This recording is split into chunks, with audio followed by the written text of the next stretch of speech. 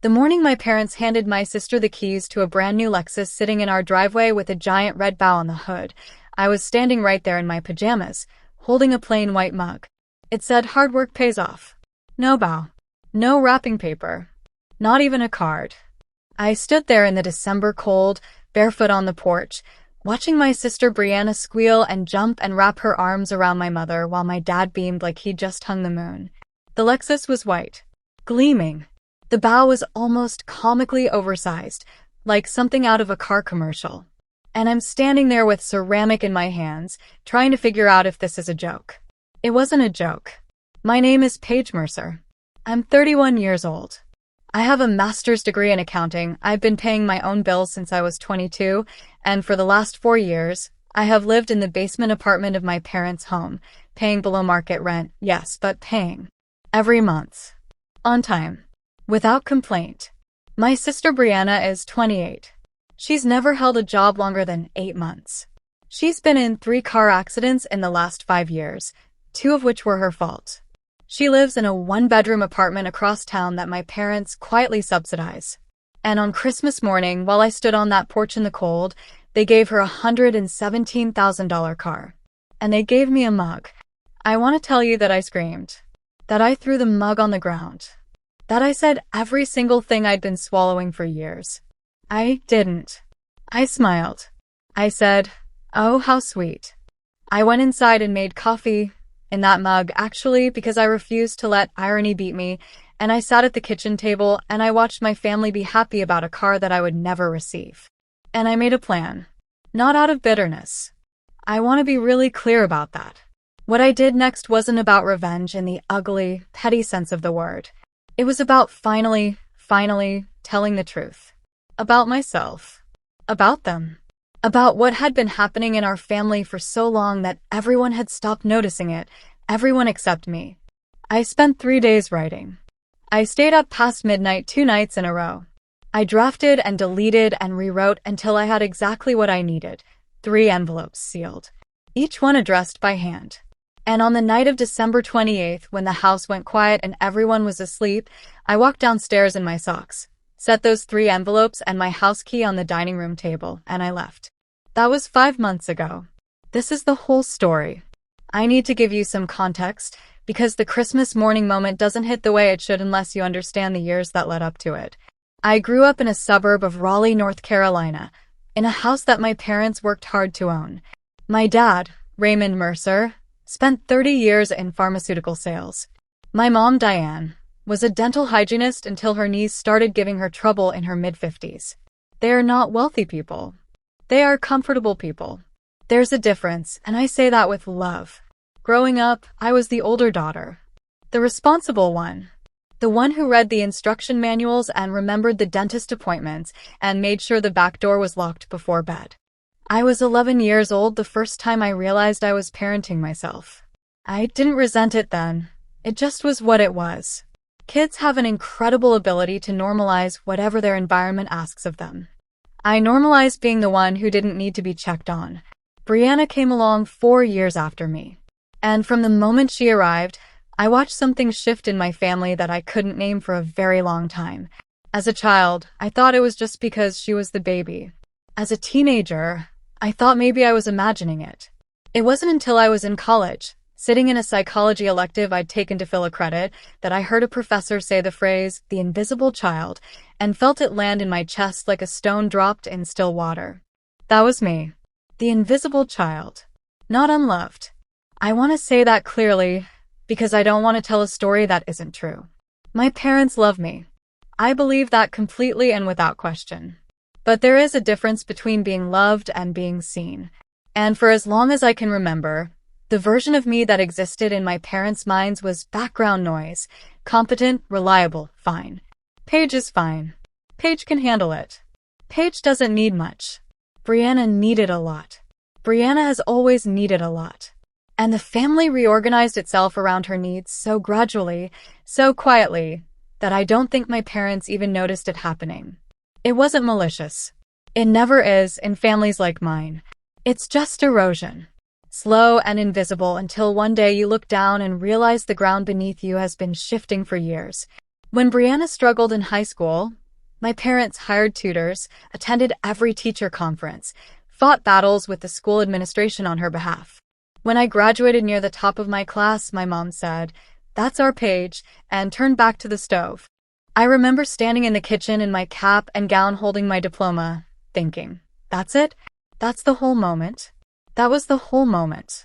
When Brianna got into a minor collision at 17 and was too shaken to drive for months afterward, my parents bought her a gently used car and drove her everywhere she needed to go until she felt ready. When I saved up for my first car at 22, working 2 jobs through the tail end of college, double shifts on weekends, eating instant noodles for a semester, my dad said, "That's the work ethic we raised you with." He said it like a compliment. Like he was proud. And I think he genuinely was. He just never asked why I was doing it alone. I kept achieving. It was the only language my family seemed to receive from me. If I couldn't be the one who needed them, I would be the one who impressed them. I finished my undergrad in 3.5 years. I earned a scholarship to a graduate program. I passed my CPA exam on the first attempt, something only about half of test takers manage. I got a position at a regional accounting firm and worked my way up to senior associate in 4 years. And then I came home. That's the part people always find strange when I tell this story. A woman with a master's degree and a solid career, choosing to live in her parents' basement. But the arrangement made practical sense. The housing market in our area had become genuinely brutal. Rentals were going for prices that made no financial logic when my parents had a perfectly good lower-level apartment sitting empty. We agreed on a real number, not a token, not a favor, and I moved in. I paid rent every month. I contributed to household expenses when things came up. I shoveled the driveway in winter without being asked. I fixed things when they broke because I was the one who knew how. What I didn't account for was how invisible I would remain, even living in the same building as my family. Let me give you the small examples first, because I think the small ones are actually the most telling. My birthday is in March. Brianna's is in July.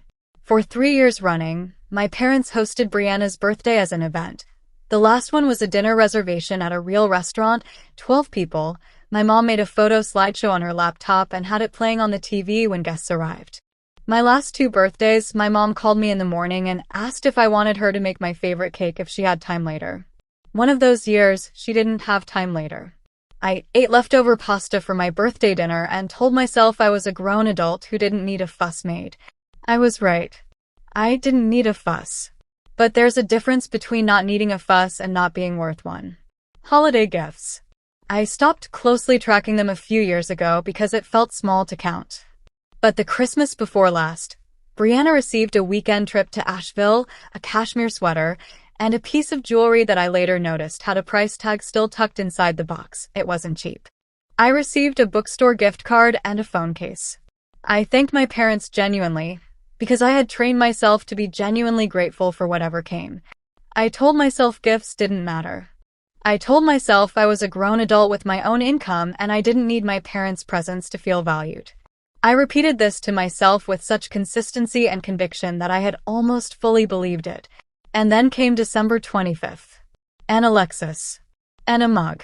Here's what I found out later, and this part matters, so stay with me. The Lexus didn't come from nowhere. My parents had been planning it for months. My dad had drawn from a savings account they'd been quietly building since Brianna was in her early 20s, a fund, I would later learn, that had no version for me.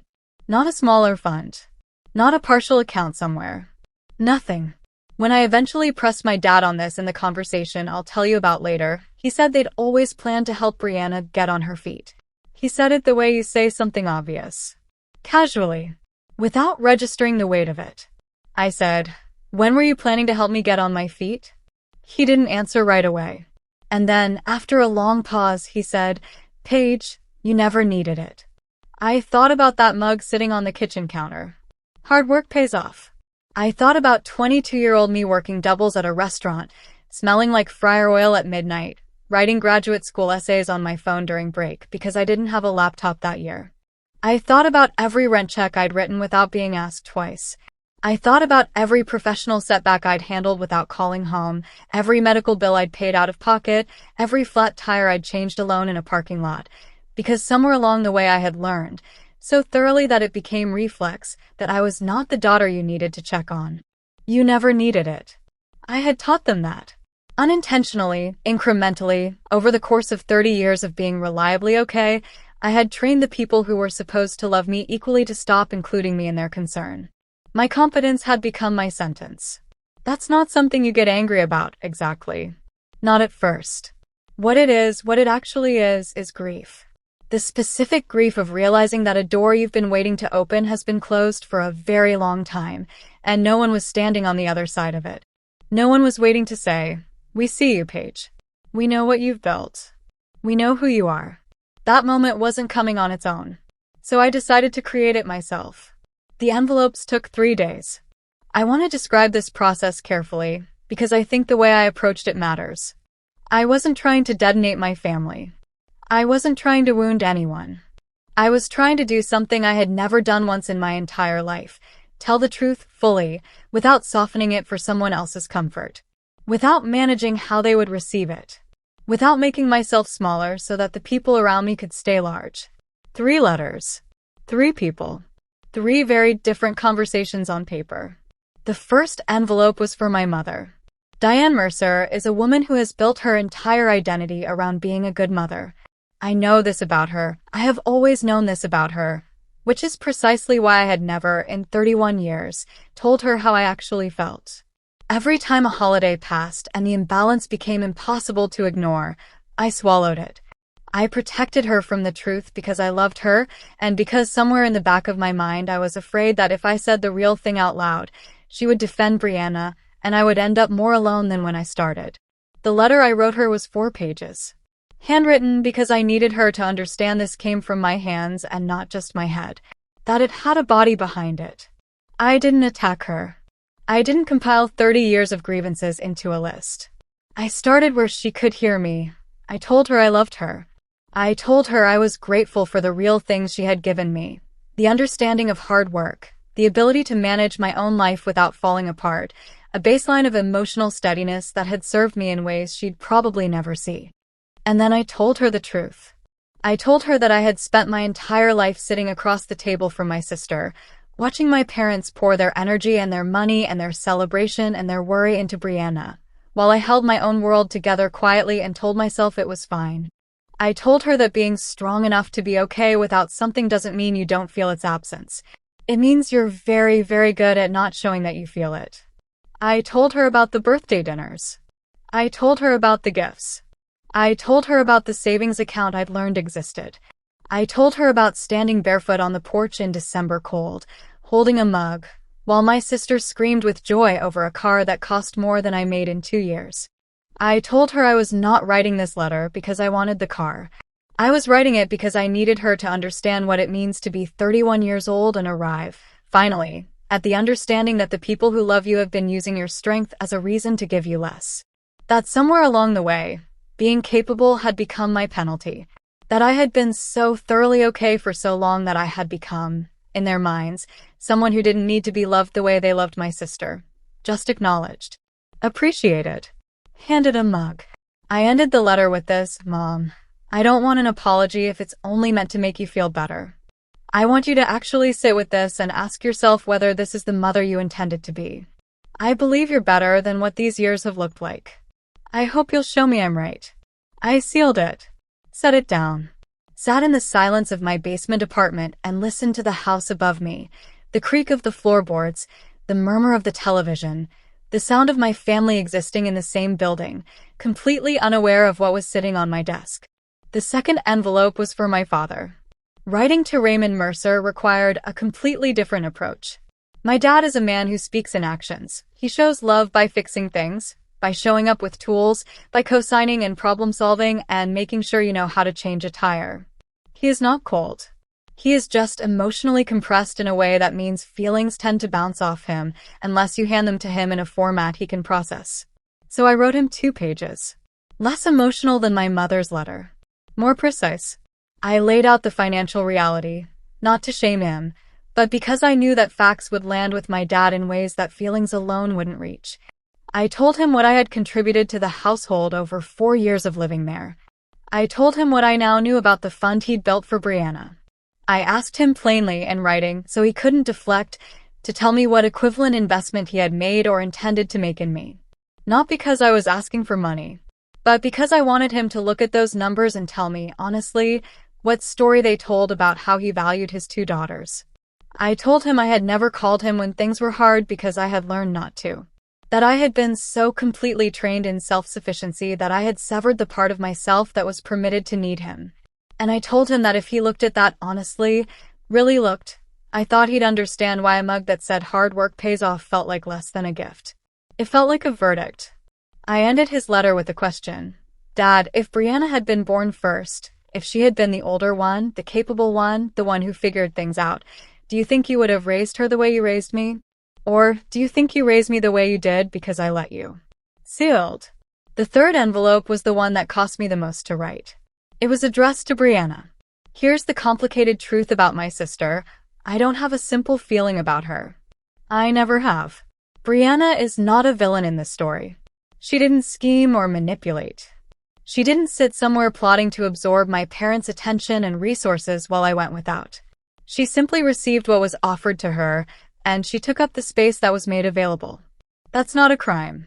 That's just being human in a family that made certain things easy for her.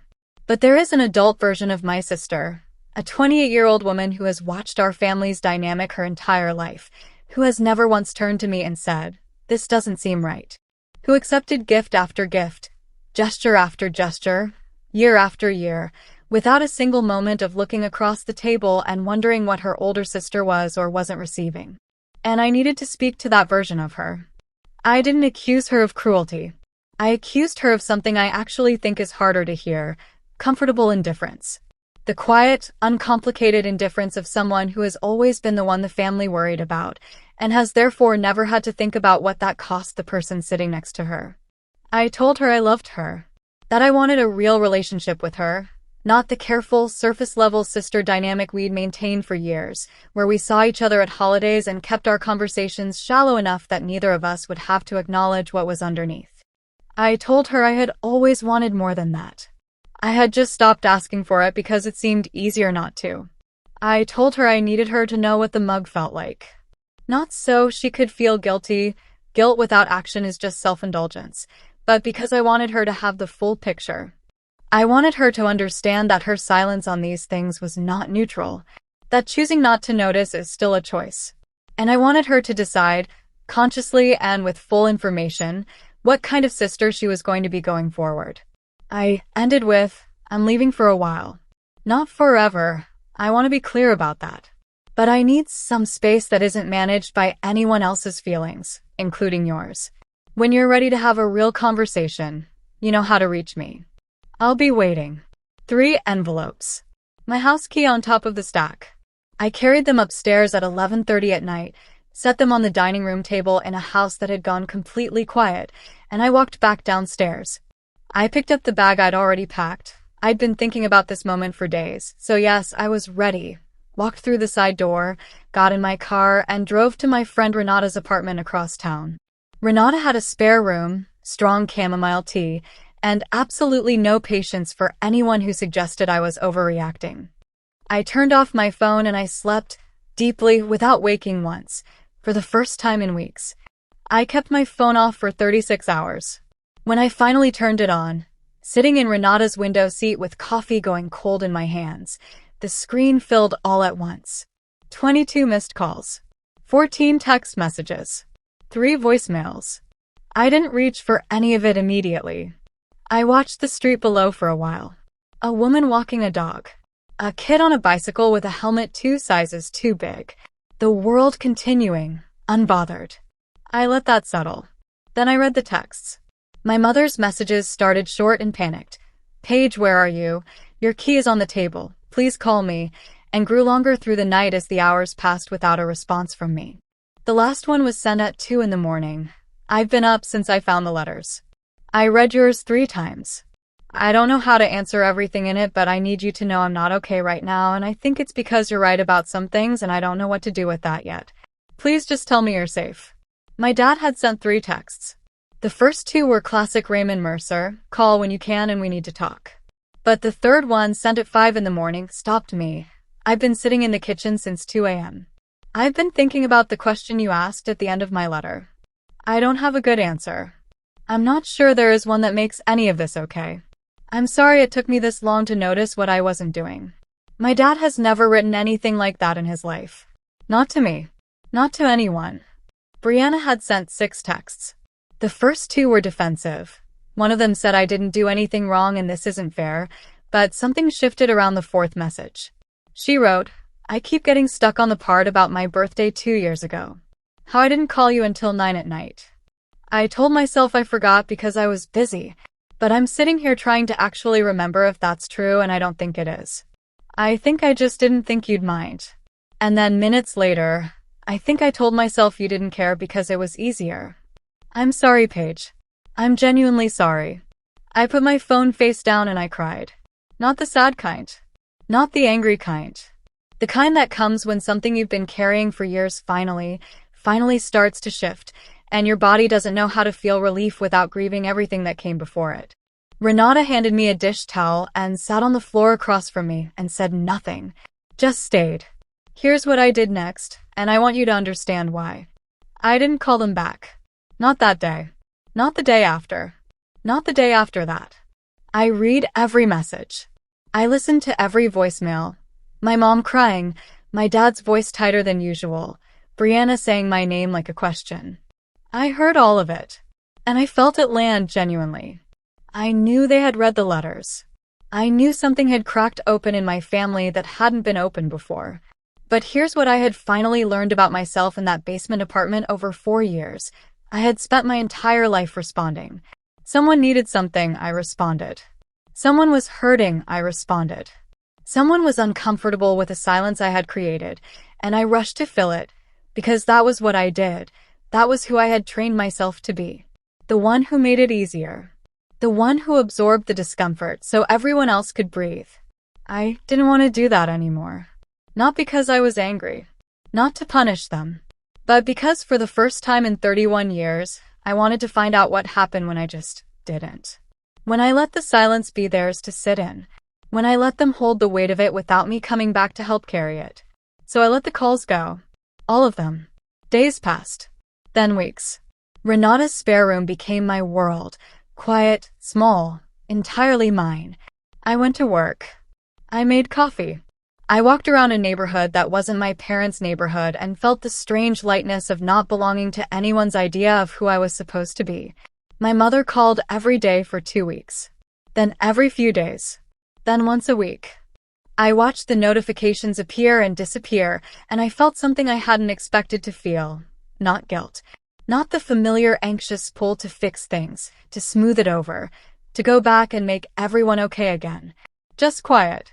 My dad called 4 times total. That was more than I'd expected from Raymond Mercer, honestly. It told me something. Brianna texted a few more times, longer messages as the weeks went on, more honest, less defensive. In one of them she wrote, I don't need you to respond. I just want you to know I've been thinking about a lot of things. I'm not going to pretend I've figured it out. But I'm thinking. I appreciated that one. I saved it. I still didn't respond. 3 months after I left that house key on the dining room table, I met someone. His name was Theodore. Theo. We met at a work event, the kind of networking dinner I normally found exhausting, and he was the only other person there who also looked like he found it exhausting. We ended up standing near the same potted plant for 40 minutes talking about nothing important, and by the end of the evening I realized I had laughed more in those 40 minutes than I had in the past several months combined. He asked for my number. I gave it to him without overthinking it, which was new for me. Theo was the kind of person who asked questions and then actually waited for the answers. Who remembered small things, a restaurant I'd mentioned once, a book I said I wanted to read, the name of Renata's cat. Who, when I told him on our 4th date that I had recently walked away from my family and wasn't sure what came next, didn't flinch or pull back. He just looked at me and said, that sounds like it took a lot. 3 words. That sounds like it took a lot. Not I'm sure they meant well or have you tried talking to them or family is complicated but they love you. Just acknowledgement. Clean and simple. I think I knew then. 14 months after that networking dinner, on a Saturday afternoon in a small ceremony with 12 people, Renata as my maid of honor, no family drama, no complicated seating chart, I married Theo. It was the quietest, most joyful day of my life. My mother found out through a mutual family friend about 2 weeks later. She called 4 times in one day. I didn't pick up. She left a voicemail that I listened to once and then set down, her voice cracking, saying she couldn't believe I hadn't told her, saying she wanted to be there, saying she was so sorry, saying she hoped I was happy. I listened to it. I felt the complicated weight of it. And then I went into the kitchen where Theo was making dinner, put my arms around him from behind, and stood there for a minute just breathing. I was happy. Genuinely, solidly, quietly happy. Not the performance of happiness I had practiced for 31 years, the smiling through Christmas dinner, the washing every dish, the making myself smaller so the room felt larger for everyone else. Real happiness. The kind that doesn't need an audience. Do I think about my family? Yes. Of course I do. I think about my mother's handwriting and the way she used to hum while she cooked. I think about my dad showing up with his truck, wordlessly helping, loving in the only language he knew. I even think about Brianna, her face that last time I saw her, the things she never got the chance to say to me in person. I don't hate any of them. That's the thing people always want to know. Are you bitter? Are you angry? Do you hate them? No, I don't. I just finally chose myself. And choosing yourself, I've learned, doesn't always look like a dramatic confrontation or a tearful reconciliation. Sometimes it looks like 3 envelopes on a dining room table. Sometimes it looks like 36 hours with your phone off. Sometimes it looks like a Saturday afternoon with 12 people and a man who says that sounds like it took a lot and means every word of it. The mug is on our kitchen shelf now. Theo asked about it once. Why I kept it, what it meant. I told him the whole story, start to finish. He listened to all of it without interrupting. When I finished, he picked it up, turned it over in his hands, and said, I think you should keep it. Not because of what they meant by giving it to you. Because of what you did with it. Hard work pays off. It does. But here is what I know now that I didn't know then. The hardest work isn't the career or the rent checks or the keeping yourself together when no one is watching. The hardest work is deciding, after a lifetime of being invisible, that you deserve to be seen. That you are worth the full version of love. Not the version that gets handed out after the capable daughter has already proven she doesn't need it. You were always worth that. I was always worth that. I just had to be the first one to believe it. Thank you so much for watching this story all the way to the end. That means everything to me. If you've ever been the strong one, the one who holds it all together, the one everyone assumes is fine, I want you to hear this. Your strength is not a reason to love you less. It never was. And you are allowed to stop making yourself smaller so that everyone else has more room. Sometimes the most powerful thing you can do is leave 3 envelopes on a table, walk out the door, and build something entirely your own. Leave a comment below. Have you ever chosen yourself even when it cost you something? I want to read every single one. And if this story stayed with you, please subscribe to Velyra Payback. We upload brand new stories every single day. Hit that bell so you never miss one. I'll see you tomorrow.